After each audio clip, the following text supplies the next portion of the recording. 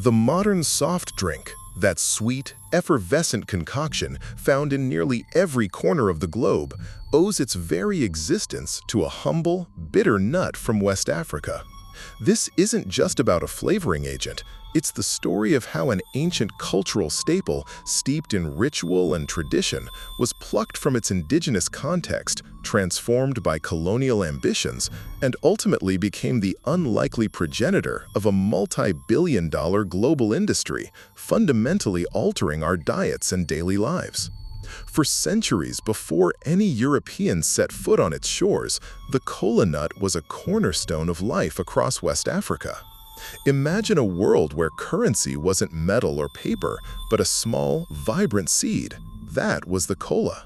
From Senegal to Cameroon, it functioned as an essential trade commodity, linking diverse communities and fostering complex networks of exchange. But its value ran far deeper than mere economics. It was a potent symbol, a social lubricant, and a crucial component of spiritual life. Picture a marketplace in 14th century Mali, bustling with merchants, storytellers, and travelers. The air hums with conversation, the scent of spices and livestock.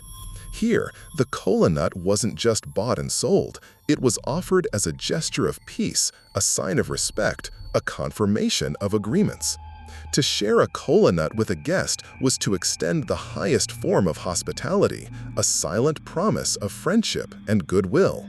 Its vibrant red or white flesh, often chewed to release its stimulating properties, became synonymous with community and connection.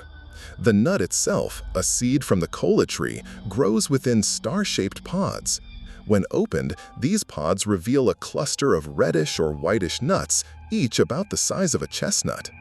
Chewing it slowly releases a complex flavor profile, initially bitter, almost astringent, then gradually revealing a subtle sweetness and a distinct earthy aroma.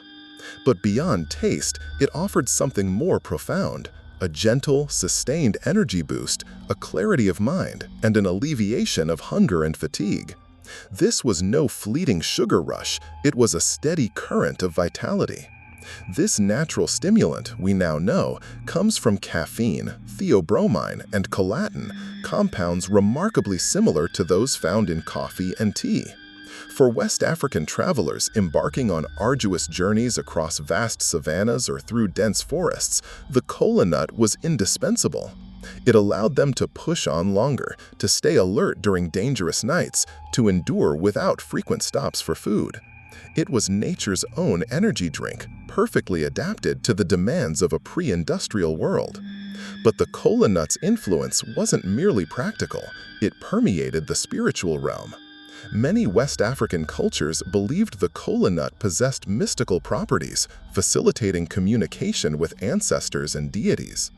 Diviners would cast kola nuts, interpreting the patterns they formed to gain insights into the future or to resolve disputes. It was present at births, marriages, and funerals, marking life's significant passages, a tangible link between the physical and spiritual world. How could such a deeply ingrained cultural artifact ever be divorced from its roots? The arrival of European explorers and traders in the 15th and 16th centuries marked the beginning of a slow, inexorable shift for the kola nut. Initially, they showed little interest in it beyond a passing curiosity. Their primary focus was gold, ivory, and tragically, human beings. The vast, intricate web of West African trade, with kola at its heart, was largely overlooked by these early outsiders, who saw a bitter nut. They didn't see the centuries of culture it represented. Yet, as the transatlantic slave trade gained its horrific momentum, the kola nut began to make an involuntary journey across the ocean. Enslaved Africans, desperate for anything to sustain them through the unspeakable conditions of the Middle Passage, sometimes carried kola nuts with them, a last vestige of their homeland. For some, it offered a fleeting moment of connection to a world stolen from them, a small comfort against unimaginable suffering, and a physical aid against the ravages of hunger and disease during the brutal crossing. But it wasn't until the 19th century that the West truly began to take notice. As botanical exploration intensified and the pursuit of new medicinal and stimulating plants grew, scientists and entrepreneurs cast their gaze toward the diverse flora of the colonies. The kola nut, with its intriguing stimulant properties, suddenly became a subject of serious scientific inquiry. European chemists began to isolate its active compounds, confirming its potent effects. They saw opportunity where once there had been only perceived exoticism. Imagine the Victorian era, a time obsessed with tonics, elixirs, and patent medicines promising cures for everything from nervous debility to melancholy. The world was grappling with the rapid pace of industrialization, the stress of urban life, and a growing desire for non-alcoholic stimulants. Coffee and tea were established, but there was a hunger for something new, something exotic, something that promised both vitality and an intriguing story. The kola nut arrived at precisely the right moment to fill this burgeoning niche. It began appearing in various forms: extracts, powders, and tinctures, marketed as cures for headaches, fatigue, and even as an aphrodisiac. Pharmacists and apothecaries, the gatekeepers of health and wellness in that era, embraced it as a novel ingredient. They understood the public's fascination with exotic botanicals and their potential to deliver both perceived health benefits and a stimulating kick. The bitter taste, once a challenge, was now seen as a sign of its potent medicinal qualities. One of the most significant developments in this era was the growing temperance movement, particularly in the United States. As calls for alcohol prohibition grew louder, there emerged a massive market for socially acceptable non-alcoholic beverages that could still offer a pleasurable experience or a stimulating effect. Soda fountains, those glittering temples of carbonated concoctions, became the testing grounds for countless new drinks. This environment was ripe for innovation and for a particular blend of ingredients that would change the world. And this is where the story of the kola nut intersects definitively with the birth of the modern soft drink. In 1886, in Atlanta, Georgia, a pharmacist named John Pemberton was experimenting with a new brain tonic and nerve stimulant. Pemberton, a wounded Confederate veteran struggling with morphine addiction, was searching for an alternative painkiller and an invigorating elixir. He combined extracts from the coca leaf, which at the time contained cocaine, with extracts from the kola nut, along with sugar, caffeine, and other flavorings. The result was a syrup that, when mixed with carbonated water, produced something truly revolutionary. This dark, sugary, fizzy concoction was initially marketed not as a refreshment, but as a medicinal beverage. It promised to cure headaches, calm frayed nerves, and provide an energy boost. Frank Robinson, Pemberton's bookkeeper, named the drink Coca-Cola, a nod to its two key exotic ingredients, coca leaf and kola nut. He also penned the distinctive script that remains the brand's logo today. It was an instant hit at Jacob's Pharmacy, where it was first sold for 5 cents a glass. What was it about this particular blend that captured the public's imagination? It wasn't just the caffeine from the kola nut or the stimulant properties of the coca leaf. The exoticism of its ingredients, the medicinal claims, the novelty of carbonation, and crucially, the promise of revitalization in a non-alcoholic form. It tapped into a societal need for a pick-me-up that was both respectable and readily available, particularly in the southern states where the temperance movement held considerable sway. Within just a few years, Coca-Cola began its ascent from a local tonic to a national phenomenon. Though Pemberton died shortly after its invention, Asa Candler, a savvy businessman, acquired the formula and the brand, transforming it into a marketing powerhouse. He understood that the real value wasn't just in the ingredients, but in the experience and the brand's mystique. The kola nut, though a crucial component, was becoming less about its traditional significance and more about its scientific properties, caffeine and flavor. As the 20th century dawned, public awareness of cocaine's addictive properties grew, leading to pressure to remove it from Coca-Cola's formula. By 1903, the company began using spent coca leaves, leaves from which the cocaine had been extracted, effectively removing the stimulant from that source. This left the cola nut as the primary, if not sole, natural source of caffeine in the beverage. The taste, the cola flavor, became a carefully guarded secret, a blend of various essences, but the idea of cola remained, forever etched in the name. This pivotal shift created a blueprint for an entirely new category of beverages. Soon, countless imitators emerged, all seeking to capitalize on the success of Coca-Cola. They were all colas, incorporating similar flavor profiles, often including synthetic caffeine and artificial cola flavors, even if real cola nut extract became less prominent. Pepsi Cola, Royal Crown Cola, Dr. Pepper, the cola wars that define the modern soft drink market all stemmed from that original colon-infused tonic. But this global triumph had a profound human cost, particularly for the regions where the cola nut originated.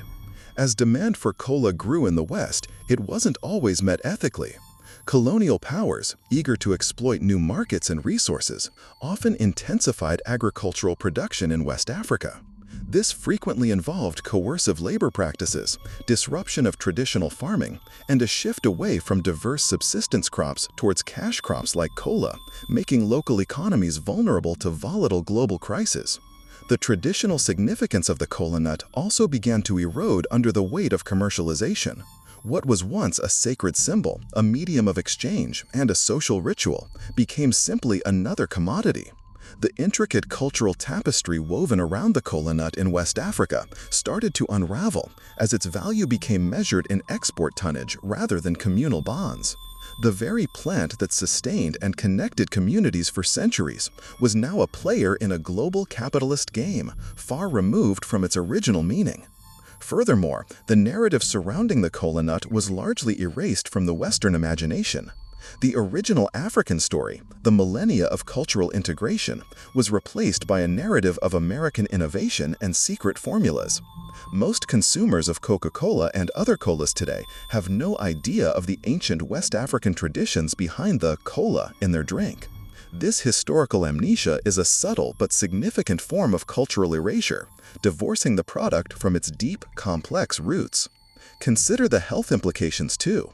While the cola nut in its traditional form was chewed slowly, offering a moderate and sustained stimulant effect, its transformation into a sugary, mass-produced soft drink introduced a host of new challenges. The ubiquitous presence of these beverages, often high in sugar and artificial ingredients, has contributed to global epidemics of obesity, type 2 diabetes, and other diet-related illnesses. The irony is stark. A nut once valued for its ability to sustain health and energy on arduous journeys now contributes to widespread health problems. Today, the actual cola nut content in most major soft drinks is minimal, if present at all, often replaced by synthetic caffeine and artificial flavorings designed to mimic the cola taste. The name cola has become a flavor descriptor, a category unto itself, almost entirely detached from the botanical source. This transformation is a testament to the power of marketing and industrial processing, capable of taking an ancient, complex natural product and reducing it to a mere chemical impression. Yet, despite this profound transformation, the cola nut continues to hold immense cultural and economic importance in West Africa. It is still chewed traditionally, still exchanged at ceremonies, and still serves as a vital cash crop for many farmers. The global cola industry, though largely independent of large-scale cola nut sourcing today, still casts a long shadow, influencing local markets and reminding us of a time when the West's thirst for stimulation directly impacted African agricultural practices. This isn't just a story about a nut, it's a testament to how seemingly small, regional traditions can be swept up by the currents of global commerce, colonialism, and scientific discovery, becoming utterly unrecognizable in their final form. The cola nut stands as a powerful symbol, an ancient African ritual meeting European ambition, leading to an entirely new category of global consumption. If you find yourself surprised by how a single ingredient can ripple through centuries and shape our world in such profound and unexpected ways, consider subscribing to Breaking Bread for more stories that uncover the hidden histories behind the foods we eat every day. So, the next time you hear the familiar hiss of a soft drink can opening or feel the effervescent tingle on your tongue, take a moment to reflect. Think of the sun-drenched markets of West Africa, the ancient caravans crossing vast distances, the solemn rituals of peace and hospitality. Think of the enslaved people seeking a shred of home, the Victorian pharmacists mixing elixirs, and the enterprising men who bottled a revolution. All of it, the cultural weight, the exploitation, the innovation, the billions of dollars, ultimately springs from that humble, bitter kola nut. It is a reminder that even the most ubiquitous elements of our modern lives often carry the weight of an incredibly rich, complex, and often forgotten history. What other everyday items do you consume without ever considering their powerful, untold stories? Share your thoughts in the comments below.